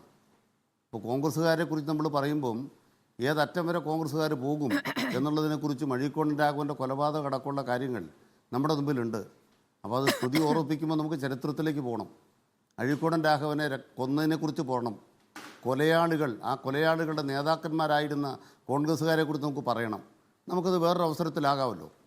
ഇന്നിപ്പോൾ ഈ ചർച്ചയിൽ 2 കളവ് ബഹുമാനപ്പെട്ട എം ലിജു പറഞ്ഞു. ഒരു കളവ് ഇപ്പോൾ അവസാനം പറഞ്ഞ കളവാണ്. വീണ വിജയന് പണം എവിടുന്ന് കിട്ടിയത് എന്ന് ഏത് രേഖ എന്ന് കോടതി ചോദിച്ചിട്ടില്ല. ആ ജഡ്ജ്മെൻറ്റ് മുഴുവൻ ഞാൻ വായിച്ചതാണ്, കാണാപ്പാടം പഠിച്ചതാണ്. അങ്ങനൊരു വാചകം കാണിക്കാമെങ്കിൽ 1 പവൻ സ്വർണ്ണം ഇപ്പം അങ്ങോട്ട് കൊടുക്കാം. ഒരു ചർച്ച വന്ന് കോൺഗ്രസിൻ്റെ പ്രതി കളവ് പറയരുത്. വീണ വിജയന് പണം കിട്ടിയതിന് ഏത് രേഖ എന്ന് കോടതി ചോദിച്ചിട്ടില്ല, തിരിച്ചാണ് ചോദിച്ചത്. ചോദിച്ച ചോദ്യം എന്താണ്? അങ്ങനെ നിങ്ങൾ ആരോപിക്കുമ്പോൾ പിണറായി വിജയൻ എന്നാണ് പറഞ്ഞത്. ഇല്ല അങ്ങനെ ഒരു വാചകമില്ല. അങ്ങനെ ഒരു ചോദ്യം ചോദിച്ചിട്ടില്ല. പിണറായി വിജയൻ അല്ലല്ല പറയട്ടെ. നോ ഞാൻ പറയട്ടെ. എന്റെ സമയം ഞാൻ പറയാം. ഇവിടെ പിണറായി വിജയന് പണം കിട്ടിയതിന് രേഖ ഏതെന്ന് കോടതി ഉത്തരവിലില്ല. പിണറായി വിജയന് പണം കിട്ടിയതിന് രേഖ എവിടെയെന്ന് കോടതി ഉത്തരവിലില്ല. ഇല്ലാത്ത കാര്യം പറയരുത്, കളവ് പറയരുത്. അങ്ങനൊരു വാദവും ഇല്ല. തിരിച്ചാണ് കോടതി ചോദിച്ചത്. CMRL എന്ന് പറയുന്ന കമ്പനിക്ക് കേരള സർക്കാർ എന്ത് സഹായം കൊടുത്തു? പിണറായി വിജയൻ A1 എന്ന് പറയുന്ന മുഖ്യമന്ത്രി പിണറായി വിജയൻ എന്ത് സഹായം കൊടുത്തുവെന്ന് മാത്യു കുഴൽനാടനോട് പറയാൻ 5 തവണ മാത്യു കുഴൽനാടൻ സമയം കൊടുത്തു. നിങ്ങൾ പറഞ്ഞാൽ മതി, ഒരു വാചകം പറഞ്ഞാൽ മതി, ഇന്ന സഹായം കൊടുത്തു പറഞ്ഞാൽ മതി. പറഞ്ഞിട്ടില്ല. അങ്ങനെ വസ്തുതാപരമായി പിണറായി വിജയന്റെ ഗവൺമെന്റ് CMRL കമ്പനിക്ക് വേണ്ടി ഒരു സഹായവും ചെയ്തിട്ടില്ല എന്ന് കഴിഞ്ഞതാണെന്ന് പറയട്ടെ. ഞാൻ പറയട്ടെ സാർ, ഇനി എൻ്റെ സമയം. രണ്ടാമത്തെ പ്രധാനപ്പെട്ട കളവ് എന്താ അങ്ങ് പറഞ്ഞത്? ലിജു പറഞ്ഞ കളവ് 2019 ലീസ് റദ്ദാക്കാൻ ഉത്തരവുണ്ടോ? അങ്ങനെ ഉത്തരവില്ല. കേന്ദ്ര സർക്കാർ 2019 പറഞ്ഞത് എന്താണെന്ന് വെച്ചാൽ സ്വകാര്യ മേഖലയിൽ ഖനനമേ പാടില്ല എന്ന് ഉത്തരവേ ഉള്ളൂ, അല്ലാണ്ട് ലീസ് റദ്ദാക്കാൻ ഉത്തരവില്ല.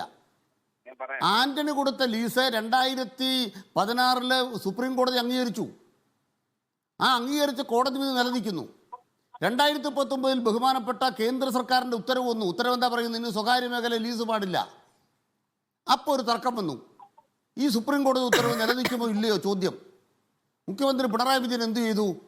മുഖ്യമന്ത്രി പിണറായി വിജയൻ അതുമായി ബന്ധപ്പെട്ട വിഷയം വന്നപ്പോൾ അഡ്വക്കേറ്റ് ജനറലിൻ്റെ ഉപദേശം തേടി. ആ അഡ്വക്കേറ്റ് ജനറലിൻ്റെ ഉപദേശം തേടിയത് എപ്പോഴാണ്? നിങ്ങൾ ആ രേഖയെന്നെടുത്ത് നോക്കിയേ. 2020 2020 അഡ്വക്കേറ്റ് ജനറൽ ആയിരുന്ന ആളാരാണ്? ഇപ്പോഴത്തെ ഗവൺമെൻറ് അല്ല കേട്ടോ, സുധാകര പ്രസാദ് സാറാണ്. സുധാകര പ്രസാദ് സാർ അഡ്വക്കേറ്റ് ജനറലായിട്ട് ഉപദേശം കൊടുത്തത് എന്താണ്? ഈ ലീസ് നിലനിൽക്കത്തില്ല, 2019 ഉത്തരവ് പ്രകാരം ചെയ്യാമെന്നല്ലേ. അങ്ങനെ CPMന്റെ സഹയാത്രികനും ഒരു പൊളിറ്റിക്കൽ നിയമനമുള്ള അഡ്വക്കേറ്റ് ജനറൽ ഉത്തരവെഴുതാൻ കാരണം എന്താണ്? രാഷ്ട്രീയ നിലപാടാണ്. കൃത്യമായിട്ട് അത്ര ഒരു ഉപദേശം വന്നു. അത് പരിശോധിക്കുമ്പോൾ നിങ്ങൾക്ക് എന്താ മനസ്സിലാക്കാൻ കഴിയുന്നത്? ഇപ്പോൾ കുഴൽനാടൻ ഈ കോടതി പോയത് കൊണ്ടാണോ അങ്ങനൊരു നടപടി വന്നത്? രണ്ടാമത്തെ കളവ് പറഞ്ഞില്ലേ നിങ്ങൾ? കോടതിയിലും തോറ്റു, ചാനൽ ചർച്ചയിലും കളവ് പറയുകയാണോ? ഇനി ഇവിടെ ബി ജെ പിയുടെ ഞാൻ പറയട്ടെ, ഞാൻ കൃത്യമായിട്ട് പറഞ്ഞു. നിങ്ങൾ പറഞ്ഞു, നിങ്ങൾ രണ്ട് നുണ പറഞ്ഞു. നിങ്ങൾ രണ്ട് നുണ പറഞ്ഞു. ഞാൻ ആ രണ്ട് നുണ ആവർത്തിക്കാം. ഒന്ന്, കുഴൽനാടൻ നുണ ഞാൻ പറയാം. അല്ല, സ്മൃതി മധ്യസ്ഥയായിരിക്കും. കുഴൽനാടൻ കോടതിയിൽ പോയ ശേഷമാണ് അഡ്വക്കേറ്റ് ജനറൽ ഉപദേശത്തിന് വിട്ടത് എന്ന് ഇവിടെ പറഞ്ഞു. ഞാൻ പറയുന്നു കുഴൽനാടൻ റദ്ദാക്കിയത് എന്നാണ് പറഞ്ഞത്. ഞാൻ പറയട്ടെ, എന്റെ സമയല്ലേ. ലീസ് പറയട്ടെ, രണ്ട് കാര്യം പറയട്ടെ. അതൊക്കെ എല്ലാവർക്കും അറിയാവുന്ന കാര്യം. അതൊക്കെ എല്ലാവർക്കും അറിയാവുന്ന കാര്യം. ആദ്യം ലീസ് കൊടുത്ത ആന്റണിയോട് മറുപടി പറയാൻ പറ. ലിജു ഒരു കാര്യം ചെയ്യ്. ആ ആന്റണി മരിച്ചു പോയിട്ടില്ലല്ലോ, ആന്റണി ജീവിച്ചിരിപ്പുണ്ടല്ലോ. ജീവിച്ചിരിക്കുന്ന ആന്റണിയെ കൊണ്ടൊന്ന് മിണ്ടിക്ക്. ഞാൻ പറയട്ടെ, എന്റെ സമയല്ലേ. ജീവിച്ചിരിക്കുന്ന ആന്റണിയെ കൊണ്ട് പോയിട്ടില്ലെങ്കിൽ ശരി, ശ്രീ അനിൽകുമാർ, താങ്കൾ ഈ 2 പോയിന്റും പറഞ്ഞു കഴിഞ്ഞെങ്കിൽ 2 പോയിന്റും ശരി, എന്നാ 2 പോയിന്റ് പൂർത്തിയാക്കി. പറഞ്ഞു കഴിഞ്ഞില്ല. ശരി, പറയൂ. ഞാൻ പറയുന്നത് നാക്കിറങ്ങി പോയിട്ടില്ലെങ്കിൽ ഈ കേരള ചരിത്രത്തിൽ ആദ്യമായി കരിമണൽ കമ്പനിയായ കർത്താവിൻ്റെ വീട്ടിൽ പോയി അടുക്കളയിൽ കഞ്ഞി വെച്ച് കൊടുത്ത ആ AK ആന്റണി എന്ന് പറയുന്ന മാന്യനോട് നാക്കിറങ്ങി പോയിട്ടില്ലെങ്കിൽ അദ്ദേഹം 2003 കൊടുത്ത ലീസിൻ്റെ അനുമതിയെക്കുറിച്ച് സംസാരിച്ചിട്ട് ബാക്കിയൊക്കെ പിന്നെ പറയാം. ആദ്യം ആന്റണി മിണ്ടാൻ പറ, ബാക്കി നിങ്ങൾ പറ. കുഴൽനാടനോ ലിജു ആര് വേണം വരട്ടെ. അടുത്ത പോയിന്റ് ഇതാണ്. ഇവിടെ BJP നേതാവ് എന്തെല്ലാം പറയുന്നുണ്ട്. BJP നേതാവിനോട് പറയുന്നത് ഇനി 1 മാസം കൂടിയുള്ളൂ മോദിയുടെ ആയുസ്. അതുകൊണ്ട് മുഖ്യമന്ത്രി അകത്ത് പോകുന്നു നിങ്ങൾ പറഞ്ഞല്ലോ. ആദ്യം മോദി അകത്ത് പോകാതിരിക്കാനുള്ള പണി നോക്ക്. ഇന്ത്യ രാജ്യത്ത് അടുത്ത തെരഞ്ഞെടുപ്പിൽ മോദി താഴെ പോകാൻ പോവാ. മോദിയുടെ ആയുസ് നാളെ എണ്ണപ്പെട്ടു. അതാണ് ഇന്ത്യ രാജ്യത്ത് നടന്നുകൊണ്ടിരിക്കുന്ന കാര്യം. അതുകൊണ്ട് മോദിയോട് പറയുന്നത്, നിങ്ങൾക്ക് ഈ കേസിനകത്ത് വല്ലതും ചെയ്യാനുണ്ടെങ്കിൽ 1 മാസത്തിനകം ചെയ്തേക്കണം കേട്ടോ. അങ്ങ് വിഴുങ്ങ് നിങ്ങളുടെ SFIO.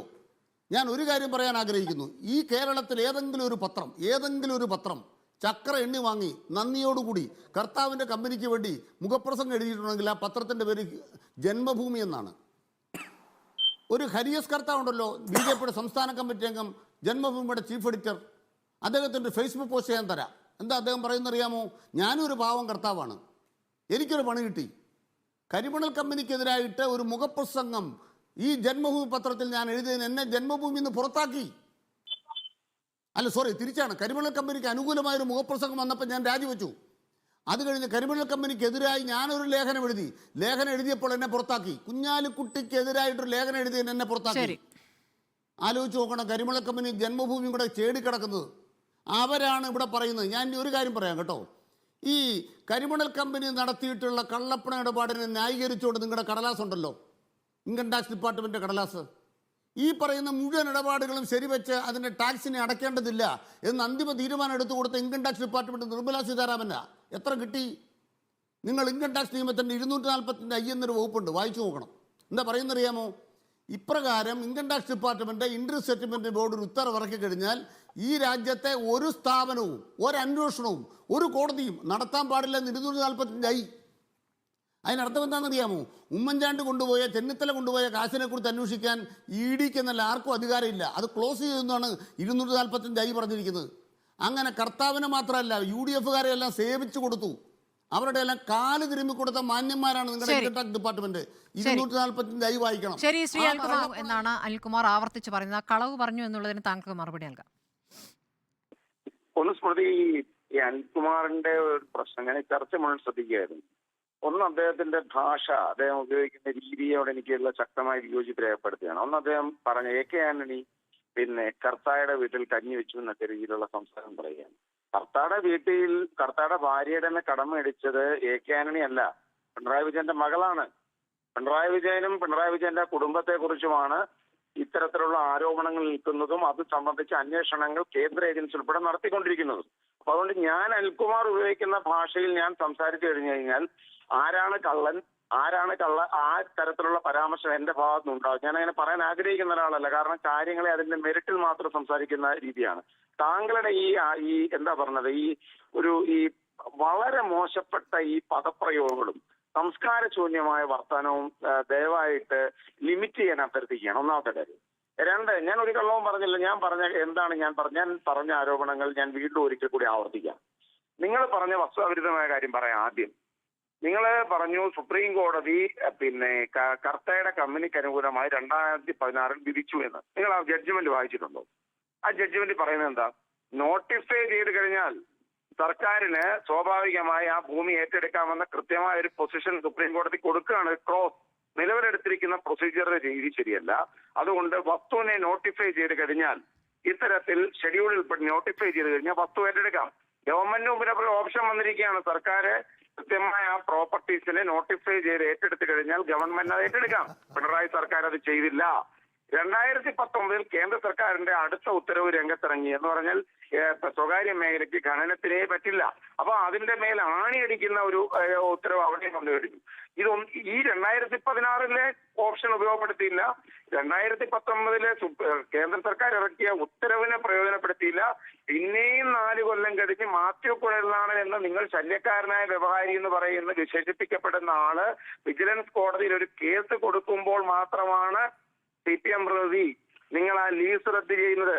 മനസ്സിലായില്ലേ? ഉത്സവപ്പറമ്പിൽ മോഷണത്തിന് പിടിക്കപ്പെടുന്ന പോക്കറ്റടിക്കാരൻ എങ്കിൽ ഈ കാശ് അങ്ങ് തിരിച്ചെടുത്തു എന്ന് പറയുന്നത് പോലെയായിരുന്നു നിങ്ങളുടെ സമീപനം.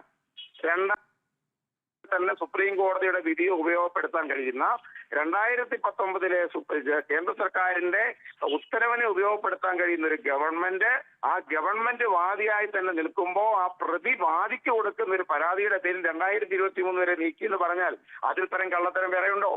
ജഡ്ജി അത് കാണാഞ്ഞത് ഞങ്ങളുടെ കുഴപ്പമല്ല. സുപ്രീം കോടതി ഞങ്ങൾ പിന്നെ ഞാനിവിടെ അവിടെ കള്ളം പറഞ്ഞത്, ഞാൻ പറഞ്ഞ കൃത്യമായ പൊസിഷൻ CMI 2019 ഉത്തരവെന്ന് ഞാൻ പറഞ്ഞത് കേന്ദ്ര സർക്കാരിന്റെ ഉത്തരവാണ്. ഞാൻ എവിടെ കള്ളം പറഞ്ഞു? രണ്ടാമത്തെ കാര്യം ഞാൻ പറഞ്ഞു വീണ വിജയന്റെ ഇതിൽ ജഡ്ജിമെന്റിൽ തന്നെ അല്ല, ഞാൻ പറയുന്നത് താങ്കൾ ബഹളം വെക്കാതെ താങ്കൾ പറഞ്ഞ സംസ്കാരശൂന്യമായ പദപ്രയോഗങ്ങളെ ഒരക്ഷരം പോലും പറയാതെ ഞാൻ മിണ്ടാതിരുന്നത് ചർച്ചയുടെ ഒരു രീതി അതായതുകൊണ്ടാണ്, അല്ല താങ്കൾ പറഞ്ഞതിനോട് വിയോജിപ്പ് ഇല്ലാത്തതുകൊണ്ടല്ല. അപ്പൊ ആ സംസ്കാരശൂന്യമായ പദപ്രയോഗങ്ങളോട് പോലും സഹിഷ്ണുതയോടെ ഞാൻ ഇരുന്നെങ്കിൽ ഞാൻ മര്യാദയ്ക്ക് പറയുന്ന കാര്യങ്ങൾ കേട്ടോണ്ടിരിക്കാനുള്ള ഉത്തരവാദിത്വം നിങ്ങൾക്കുണ്ട്. നിങ്ങൾ കേൾക്കുക തന്നെ വേണം. രണ്ടാമത് ഞാൻ പറഞ്ഞുതരാം.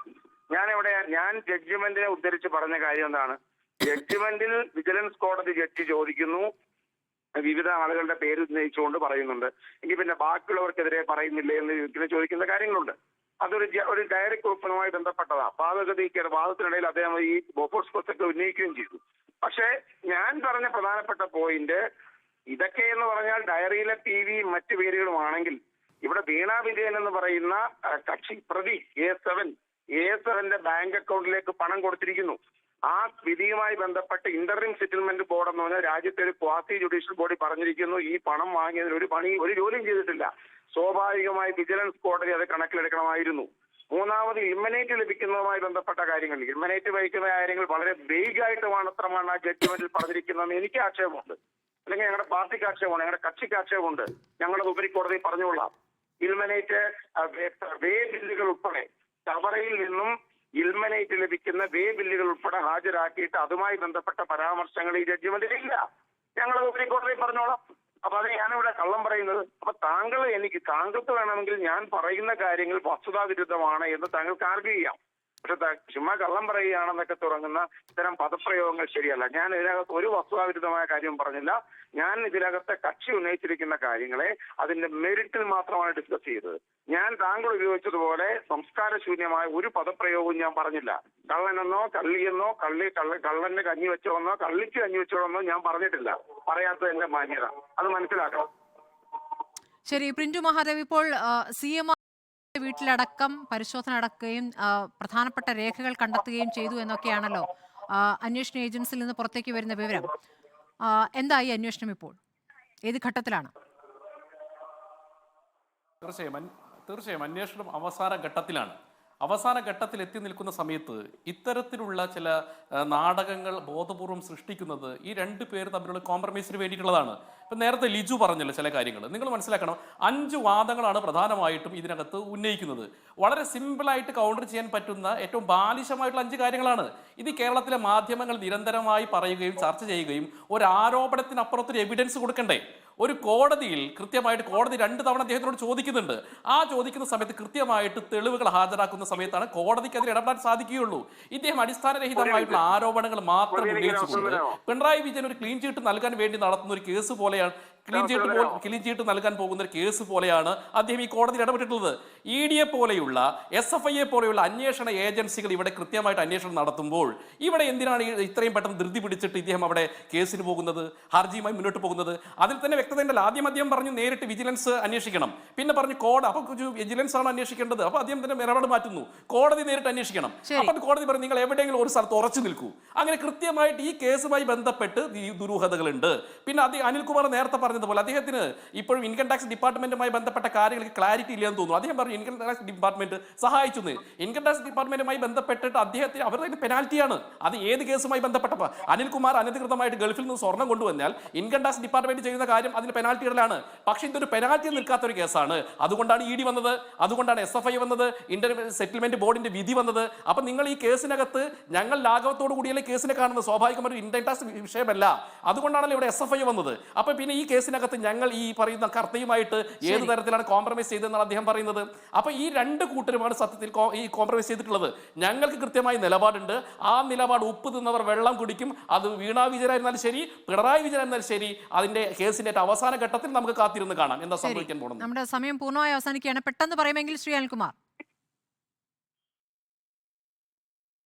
തൽക്കാലം മോദി വെള്ളം കുടിക്കേ മാർഗമുള്ളൂ. ഇവിടെ ഒരു കാര്യം പറയാൻ ആഗ്രഹിക്കുന്നു. കുഴൽനാടനെ കേസ് ഞാൻ പറയാം, കുഴൽനാടനെ ഏൽപ്പിക്കട്ടെ. നിങ്ങൾ കുഴൽനാടന് കൊട്ടേഷൻ കൊടുത്തോ?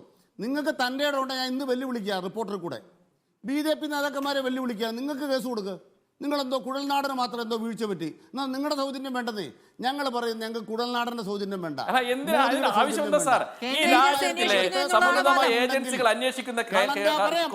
കോടതിയിൽ പോയിട്ടാണ് അന്വേഷിക്കേണ്ടത്.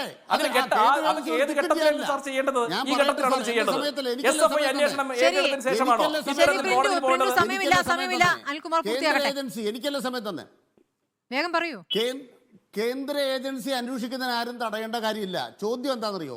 കേന്ദ്ര ഏജൻസിക്ക് അന്വേഷിക്കാൻ അവകാശമില്ല. അത് നിങ്ങൾ ആദ്യം മനസ്സിലാക്കണം. അക്കൗണ്ട് കൂടെ പണം ട്രാൻസ്ഫർ ചെയ്താൽ EDക്ക് അന്വേഷിക്കാൻ അവകാശമുണ്ടോ? രണ്ടാമത്തെ ഇൻകം ടാക്സ് ഡിപ്പാർട്ട്മെന്റ് 245I എന്നുള്ള ഇൻകം ടാക്സ് ആക്ടിന്റെ വകുപ്പ്, നിങ്ങളെ വകുപ്പൊന്ന് വായിച്ചു നോക്ക്. എനിക്ക് ധാരണക്കുറവല്ല, നിയമം വായിച്ചു നോക്ക്. SFI അന്വേഷണം വന്നാണ്ടല്ലോ, ഈ രാജ്യത്ത് ഒരു അന്വേഷണത്തിനും വേറെ അവകാശമില്ലെന്ന് ആ പുസ്തകത്തിൽ എഴുതി വെച്ചിട്ടുണ്ട്. നിങ്ങൾ നിയമം പഠിക്കണം. അതുകൊണ്ട് പറയാൻ ആഗ്രഹിക്കുന്നത്, ലോക്സഭാ തെരഞ്ഞെടുപ്പിന് മുന്നേ ഞങ്ങളെ കേന്ദ്ര ഏജൻസികളുടെ അന്വേഷണം നടക്കുന്നു. മേൽക്കോടതിയിലേക്ക് ഹർജിയുമായി പോകുമെന്നാണ് ഇപ്പോൾ കോൺഗ്രസും വ്യക്തമാക്കുന്നത്. വളരെ നന്ദി ചർച്ചയിൽ പങ്കെടുത്ത എല്ലാവർക്കും.